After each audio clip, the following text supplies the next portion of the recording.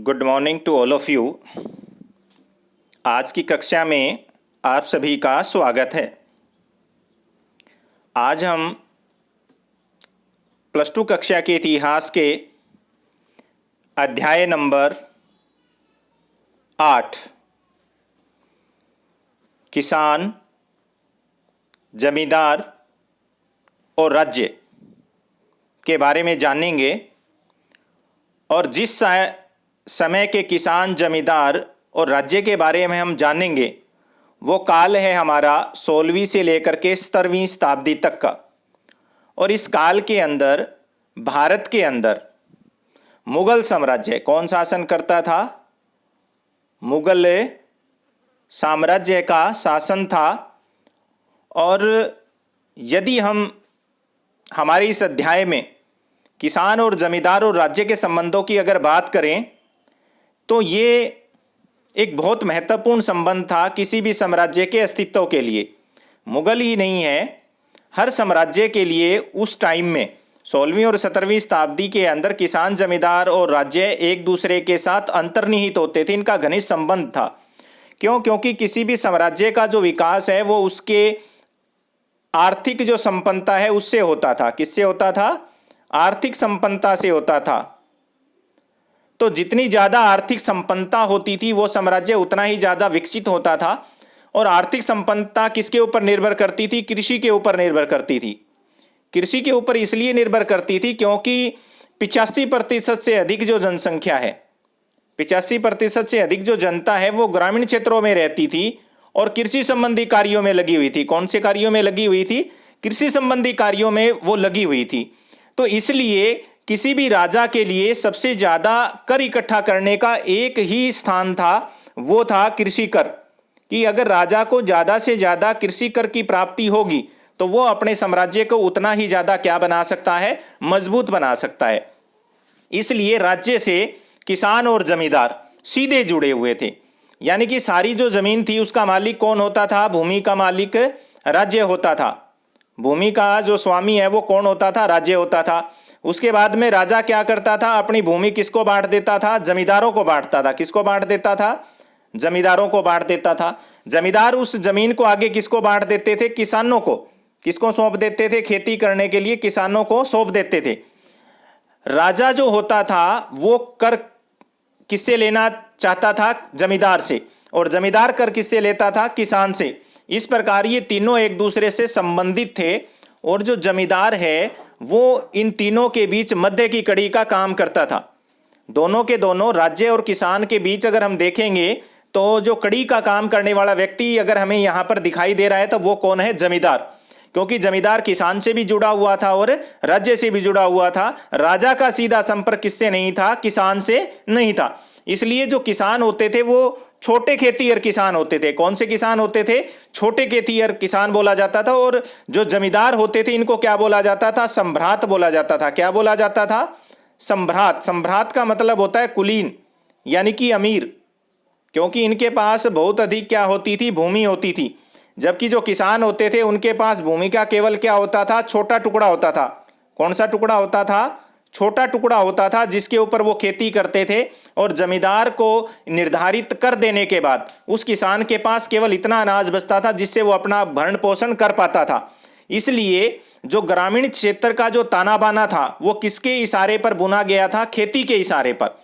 और इसलिए उनके बीच में सहयोग होना, उन लोगों के बीच में प्रतियोगिता होना, उन लोगों के बीच में जो संघर्ष होना, उसी से उनके रिश्ते क्या होते थे? कायम होते थे।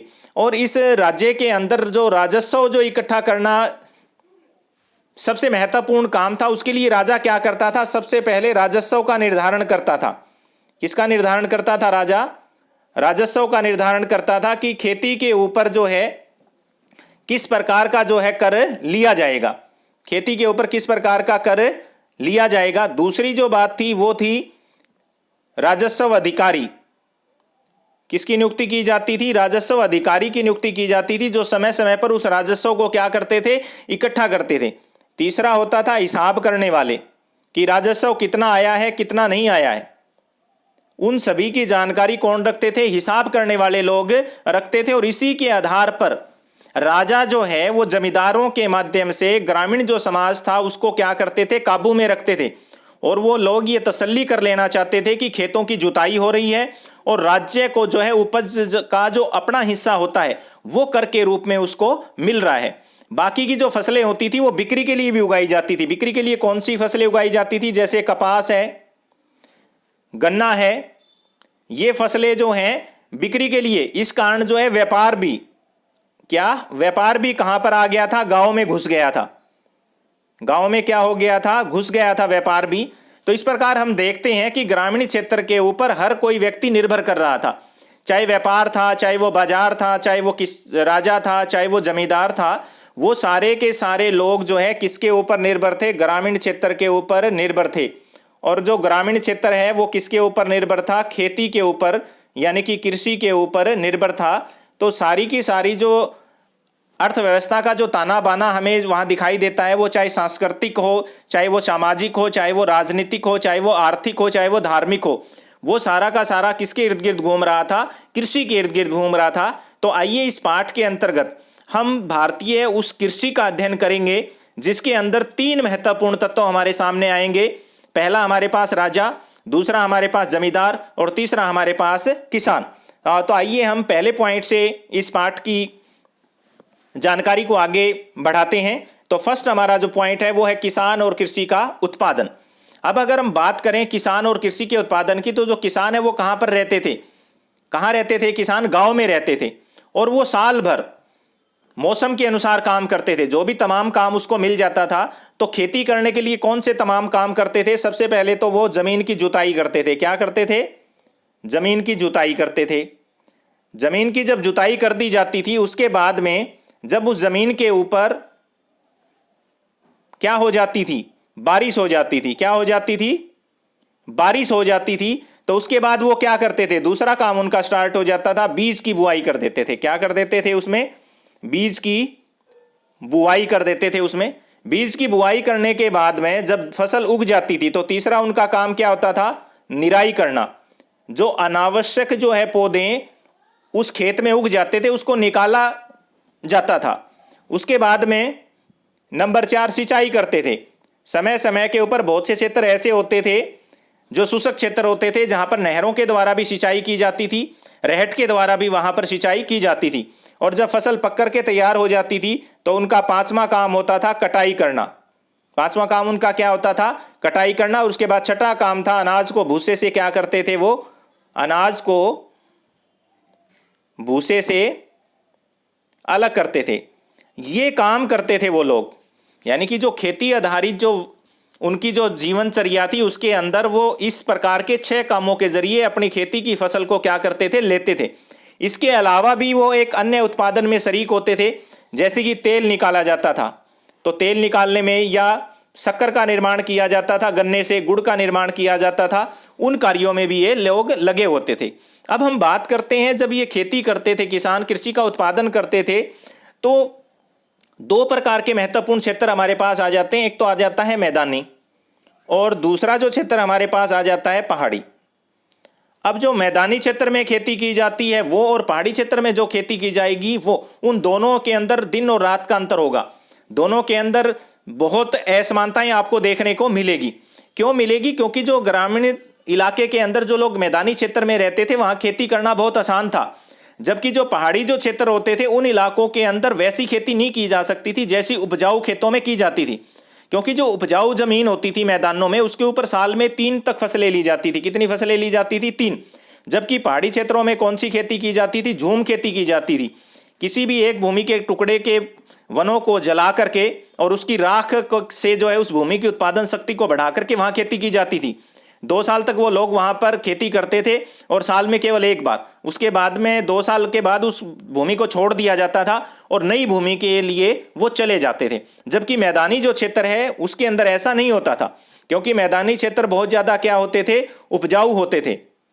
उसके बाद में हम बात करते हैं भौगोलिक विविधता के बाद हमारे पास जो नेक्स्ट पॉइंट आता है वो आता है स्रोतों की तलाश, कि ये जो जानकारी हमने इकट्ठी की है वो हमारे पास कहां से उपलब्ध होके आती है। तो उसके लिए पहला जो हमारे पास स्रोत था वो था आईने अकबरी। कौन सा था, आईने अकबरी। ये अकबर ने लिखवाया था अपने दरबारी अबुल फजल से। किससे लिखवाया था? अबुल फजल ने। अबुल फजल ने जो आईने अकबरी लिखा था, आयन का अर्थ होता है देखना, तो अकबर ने अपने साम्राज्य के अंदर कर को इकट्ठा करने के लिए उसने नियम बनाए ताकि ज्यादा से ज्यादा कर को क्या कर लिया जाए, इकट्ठा कर लिया जाए। और ये सारी की जो सारी जानकारी थी वो किसके अंदर इकट्ठी की गई थी? आईने अकबरी में इकट्ठी की गई थी। और उसमें क्या होता था कि किसान जो है वो नियमित समय के ऊपर जुताई कर रहे हैं कि नहीं कर रहे हैं उसकी तसल्ली करना, राज्य के जो नुमाइंदे हैं वो कर की जो उगाई है वो समय पे कर रहे हैं या नहीं करना उसके बारे में जानकारी लेना, और राज्य और ग्रामीण जो सत्तापोष लोग थे, यानी कि सत्तापोष लोग कौन थे? जमींदार, उनके जो बीच के जो रिश्ते होते थे उसका नियमन करना। इन तीनों चीजों के का वर्णन जो है किसमें किया गया था? आईने अकबरी में किया गया था। और राज्य ने जो इंतजाम किए थे उनका लेखा जोखा पूरा का पूरा इस ग्रंथ के अंदर बड़ी सावधानी से क्या किया गया था? पेश किया गया था। और आयन का जो मुख्य उद्देश्य था वो अकबर का जो साम्राज्य था उसका एक ऐसा खाका पेश करना था जहां एक मजबूत सत्ताधारी जो वर्ग है वो सामाजिक मेलजोल बना करके क्या करता हो, रहता हो, और इसके साथ में मुगल राज्य के खिलाफ कोई भी बगावत या किसी भी किस्म की स्वायत्त सत्ता की जो दावेदारी है उसका भी क्या कर देना, असफल कर देना। दूसरे शब्दों में हम ये कह सकते हैं कि जो हमारे पास जो आयन आती है उससे हमें सत्ता के ऊंचे गलियारों के नजरियों का पता चलता है, क्योंकि आयन के अंदर जो वर्णन किया गया था वो राजा की नीतियों का वर्णन किया गया था, ना कि किसानों की व्यवस्था का उसके अंदर कोई भी वर्णन था। लेकिन खुशकिस्मती से आयन के अलावा भी हमें जो राजधानी से दूर के जो इलाके थे जैसे महाराष्ट्र था, राजस्थान था, गुजरात था, वहां से जो सेकंड जो हमें पॉइंट्स मिलता है वो होता है दस्तावेज। वहां के जो लोग थे वो भी जो है समय समय के ऊपर अपने राजा को जो है चिट्ठियां लिखते थे, समय समय पर अपनी जो समस्याएं होती थी उसको राजा के सामने पेश करते थे। उससे भी हमें किसके बारे में जानकारी मिलती है? किसानों के बारे में, उनकी फसलों के बारे में जानकारी मिलती है। और तीसरा जो हमारे पास महत्वपूर्ण जो स्रोत आ जाता है वो आ जाता है British east India company, British east India company के दस्तावेज। जो ब्रिटिश ईस्ट इंडिया कंपनी थी जो उस समय भारत के अंदर व्यापार करती थी, तो उन्होंने भी जो पूर्वी भारत है उसके अंदर जो कृषि संबंधों की उपयोगिता है उसका खाका पेश किया, क्योंकि ये इन लोगों को अपने उद्योगों के लिए किसकी जरूरत होती थी? कच्चे माल की जरूरत होती थी। तो ये लोग किसानों को जो है अग्रिम राशि देते थे और जैसी फसल वो चाहते थे, जैसे कि कपास की फसल की इन्हें बहुत ज्यादा जरूरत थी ताकि इनकी जो सूती कपड़ा की जो मिल है उनको कच्चा माल जो है कहां से प्राप्त हो जाए? भारत से प्राप्त हो जाए। तो इसी बीच वो लोग किसान और जमींदारों और राज्यों के बीच में जो झगड़े होते थे उनका भी वर्णन अपने दस्तावेजों में करते थे। तो ये जो तीनों स्रोत है हमारे पास, आईने अकबरी, गुजरात, राजस्थान और महाराष्ट्र के लोगों के द्वारा अपने राजाओं को जो लिखी गई चिट्ठियां, और तीसरा ब्रिटिश ईस्ट इंडिया कंपनी के जो दस्तावेज हैं उनसे हमें उस समय के किसानों के बारे में क्या मिलती है? जानकारी मिलती है कि किस प्रकार किसान राज्य को देखते थे और राज्य जो है किस प्रकार जो है किसानों को देखता था, या किसानों को राज्य से कैसी न्याय की उम्मीद थी, या फिर राज्य जो है किसानों के साथ कैसा न्याय करता था। उसके बाद में नेक्स्ट जो हमारे पास पॉइंट्स आता है वो आता है किसान और उसकी जमीन। अगर हम किसान और उसकी जमीन की अगर बात करें तो किसान शब्द के लिए अरबी और फारसी भाषा के अंदर एक शब्द का इस्तेमाल किया जाता था और इसका नाम था रैयत, और रैयत का अर्थ होता है किसान। एक अन्य शब्द का भी इस्तेमाल किया जाता था किसान के लिए, उस शब्द का नाम था मुजरियान। यानी कि मुजरियान या रैयत या किसान वो होते थे जो जमींदारों की भूमि के ऊपर क्या करते थे? खेती करते थे। लेकिन इन जमींदारों के अंदर दो प्रकार के लोग और भी शामिल थे। इनको दो भागों में डिवाइड किया जाता था। कितने भागों में डिवाइड किया जाता था? दो भागों में। किसानों की जो किस्म थी, पहला जो किसान था वो था खुदकास्त। पहला किसान कौन था? खुदकास्त। यानी कि इसके नाम से स्पष्ट है कि खुद का मतलब स्वयं और कास्ट का मतलब होता है काम करना। यानी कि जो खुद की भूमि के ऊपर खेती करता था, यानी कि जिस गांव में रहता था उसी गांव की भूमि के ऊपर जो व्यक्ति खेती करता था उस किसान को क्या बोला जाता था? खुद कास्ट बोला जाता था। सेकंड जो हमारे पास व्यक्ति आता है वो आता है पाही कास्ट। कौन सा कास्ट आता है? पाही कास्ट।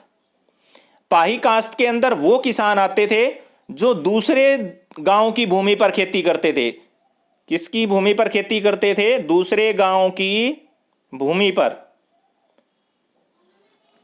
जो लोग अपने गांव की भूमि पर खेती ना करके किसी दूसरे गांव की भूमि को या तो पट्टे पर ले लेते थे या उसे ठेके पर लेकर के क्या करते थे, खेती करते थे। अब ये समस्या क्यों आई, क्यों खुद काश्त किसान को पाही काश्त बनना पड़ा, उसके दो रीजन मैं आपको बताता हूं। एक रीजन तो ये था, जिस गांव में कर की दर सस्ती होती थी वहां पर ये लोग खेती करना पसंद करते थे। यानी कि जिस गांव के अंदर भूमि कर कम लिया जाता था वहां पर खेती करना ये क्या करते थे, बहुत अच्छे से समझते थे, क्योंकि वहां पर उन्हें बहुत कम कर देना पड़ता था, बचत उनकी क्या आती थी, ज्यादा। जो दूसरा रीजन था वो था संसाधन। जिन क्षेत्रों के अंदर अच्छे संसाधन होते थे, अच्छे संसाधन का मतलब सिंचाई की अच्छी व्यवस्था जहां पर होती थी शुष्क मौसम में, या फिर भारत की जो खेती थी वो किसके ऊपर निर्भर करती थी, मानसून पर। अगर मानसून कमजोर रह जाता था तो उनकी पकी पकाई फसल खराब हो जाती थी। तो किसान क्या करते थे, उन क्षेत्रों का चयन करते थे जहां पर किसी कारणवश अगर मानसून कमजोर हो जाता है और वर्षा नहीं हो पाती है तो वहां पर सिंचाई के संसाधन अगर उनके पास मौजूद होंगे तो वो उस समय में अपनी फसल को जलने से क्या कर लेंगे, बचा लेंगे। तो इस प्रकार हम कह सकते हैं कि जिन गांव के अंदर बेहतर संसाधन मिलते थे, बेहतर शर्तें मिलती थी, इस कारण भी वो लोग चले जाते थे। और तीसरा जो कारण था वो था उनकी मजबूरी। मजबूरी का मतलब होता है जिन क्षेत्रों के अंदर अकाल ज्यादा पड़ते थे या जहां पर भूखमरी ज्यादा होती थी या जिन क्षेत्रों में आर्थिक परेशानियां ज्यादा होती थी, तो वो लोग भी दूसरे स्थान पर जाकर के क्या करते थे, खेती करते थे। यदि हम उस समय के किसी भी एक साधारण किसान की अगर बात करें, उत्तर भारत के किसी एक साधारण किसान की अगर हम बात करें उस समय, तो शायद उसके पास केवल एक जोड़ी तो बैल होते थे। ये उसकी आर्थिक स्थिति है। एक जोड़ी तो उसके पास क्या होते थे, बैल होते थे, और दो हल, उससे ज्यादा उसके पास कुछ नहीं होता था। ये उस समय के किसान की, उत्तर भारत की स्थिति थी कि उनका कितना शोषण किया जाता था। और दूसरी बात ये होती थी कि उनके पास जो जमीन होती थी वो बहुत कम होती थी। और अगर गुजरात की अगर हम बात करें, अगर किसी भी व्यक्ति के पास 6 एकड़ जमीन होती थी तो उसे आसामी माना जाता था। आसामी का मतलब अमीर व्यक्ति।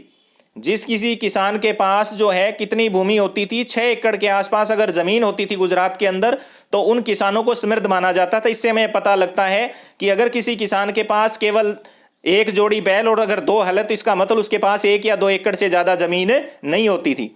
यदि हम बंगाल की बात करते हैं तो वहां जो ऊपरी सीमा होती थी जमीन की वो कितनी होती थी, 5 एकड़। कितनी एकड़ थी, 5 एकड़ से ज्यादा जो है बड़ा किसान वहां पर हमें दिखाई देने वाला नहीं होता था। और यदि किसी व्यक्ति के पास अगर 10 एकड़ जमीन होती थी तो उसको क्या समझा जाता था, अमीर समझा जाता था। और जो खेती होती थी वो व्यक्तिगत मलकियत के आधार पे होती थी। किसके आधार पे होती थी, व्यक्तिगत मलकियत के आधार पर होती थी। व्यक्तिगत मलकियत का मतलब होता है कि जिस जमीन के ऊपर किसान खेती करता था वो उसका क्या होता था, स्वामी होता था। और जिस प्रकार अन्य वस्तुओं को बेचा जाता है वैसे ही वो अपनी जमीन को क्या कर सकता था, खरीद और बेच सकता था। किसी दूसरे की जमीन को खरीद सकता था या किसी की दूसरे की जो जमीन है उसको क्या कर सकता था, वो बेच भी सकता था। तो जिस प्रकार दूसरी संपत्तियों की खरीद और बेच की जाती है वैसे ही जमीन की जो है खरीद और क्या होती थी, बेच होती थी। उसके बाद में नेक्स्ट हमारे पास जो पॉइंट आता है वो आता है सिंचाई और उसकी तकनीक। अब मैंने अभी आपसे बात की थी कि भारत की जो खेती है वो किसके ऊपर निर्भर थी, मानसून पर। और उस समय भी नहीं है, आज भी भारत की जो खेती है वो किसके ऊपर निर्भर करती है, मानसून के ऊपर निर्भर करती है, 70% के आसपास। क्योंकि आज भी हमारे देश के अंदर सिंचाई के संसाधनों की जो अन्य जो हमारे उपकरण हैं उनकी आज भी किसान के पास बहुत ज्यादा क्या है, कमी है। तो सबसे पहला जो उद्देश्य था किसान का वो होता था पेट भरना। वो पहले अपना पेट भरता था, उस खेती को पहले करता था जिससे उसे क्या मिलता है, खाद्यान्न के लिए अनाज मिलता है। जैसे गेहूं की खेती करता था, चावल की खेती करता था, मक्के की खेती करता था, जिससे उसका क्या होता था, पेट भरता था। रोजमर्रा की जो जिंदगी की जो वस्तुएं होती थी जैसे चावल है, गेहूं और ज्वार को क्या करते थे, उगाते थे। अब जिन क्षेत्रों के अंदर अच्छी बारिश होती थी, यानी कि 40 उंगल या उससे ज्यादा अगर बारिश हो जाती थी तो वहां पर किसको बोया जाता था, चावल को। क्योंकि चावल एक ऐसी खेती थी जिसको बहुत अधिक किसकी आवश्यकता पड़ती थी, जल की आवश्यकता पड़ती थी। और जिन क्षेत्रों के अंदर बारिश कम होती थी वहां पर गेहूं और किसकी फसलें बोई जाती थी, ज्वार की फसलें बोई जाती थी। वहां बाजरे की जो है फसल है वो बोई जाती थी। और मानसून जो है वो भारतीय जो कृषि थी उसकी क्या थी, रीढ़ थी। ये देखिए, मानसून भारतीय कृषि का रीढ़ था, जैसा कि आज भी है। लेकिन कुछ फसलें ऐसी भी थी जिनके लिए अतिरिक्त पानी की जरूरत होती थी। अतिरिक्त पानी की जरूरत किसके लिए पड़ती है, हमें चावल के लिए पड़ती है, गन्ने के लिए पड़ती है, कपास के लिए पड़ती है।